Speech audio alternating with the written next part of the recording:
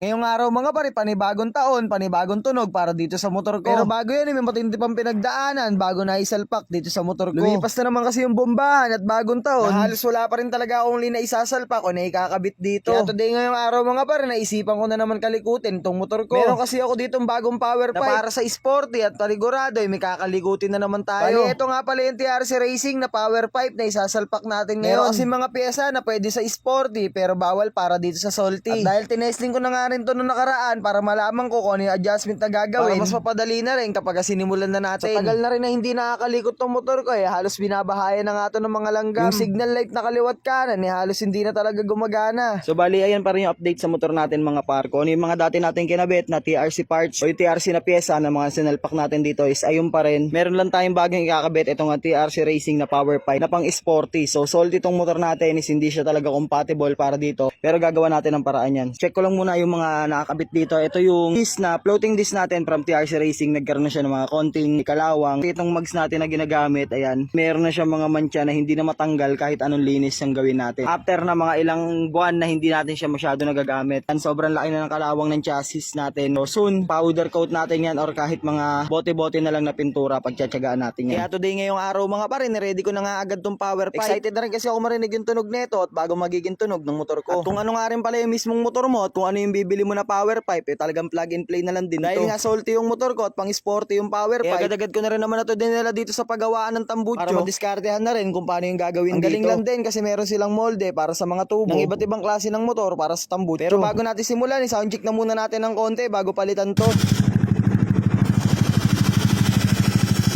Sinisipat na rin nila kung paano yung pwedeng gawin. At may mga idea rin akong binigay sa kanila kung ano yung mga dapat na gusto kong gawin. So bali ayun mga par, dalawa kasi yung pinaka pwede mangyari dito or tatlo pa nga kung tutusin. Patanggal ko sana itong nasa ibabaw na to, ito. Tapos papalitan natin ng clamp katulad na nakakabit sa motor natin. Yan yung clamp na yan.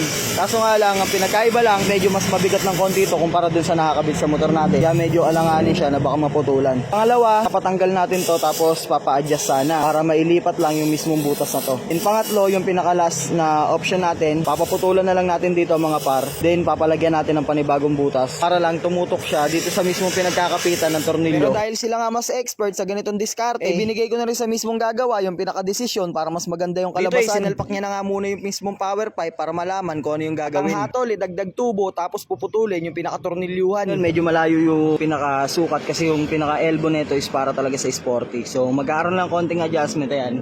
Kaya yung gagawa ng ano natin, power pipe natin. So mag-adjust tayo ng konti din sa tubo and syempre tuloy na rin yung pinaka-kinakapitan ng bracket ng pipe na yun para tumutok lang din siya na mas maayos. So gagawa ng paraan kung ano yung mga kayang gawin the best para din sa power pipe natin. Kaya ang ginawa, pinutol na nga itong bracket kung saan yung mismong tornilyuhan. Dahan at konting ingat lang para hindi masugatan na malalim. Kaya after matanggal, konting linis lang din tapos lapat na ulit. Bali ganito na nga rin pala agad yung pinakakinalabasan. Naputol na nga rin pala yung mismong bracket ng tornilyuhan. At hinahanapan ng pwesto para naman ma-weldingan. Sabi ni Foreman, kapag gumagawa dapat meron ding tayuman. Salamat din pala para sa Imprint Custom para sa maangas natin na kaya no nakuha na yung tamang pwesto at yung elbow nadugtungan na rin. Sinimulan na nga rin pala tong i-welding para all goods na. Pinupulido na nga lang din pala yung pag-welding dito para walang singaw. Sulidan na nga lang din yung pag-welding sa bracket para kahit anong tagtag hindi bumitaw. Nirepaint na nga pala ng high temp na kulay itim yung pinagtabasan at syempre yung pinag-weldingan. Kaya after mga ilang oras na gawaan, ganito na nga ngayon yung pinakakinalabasan. Power pipe na sukat para sa sporty. Na-convert na para dito sa motor natin na salty. Kaya from Acra na pipe, ganito na nga agad yung naging itsura. Pero syempre dahil naikabit na rin naman na natin, hindi tayo papayag na hindi natin isa sound check. Tunog ng with silencer and syempre without silencer.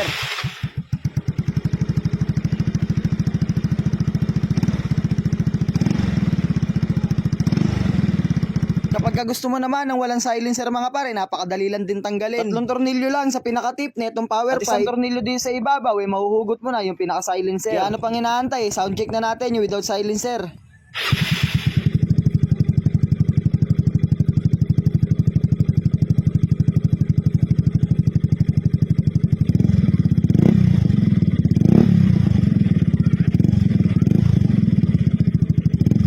Ayos na mga par, all goods na. Bagong taon, bagong tunog, di bombahan na.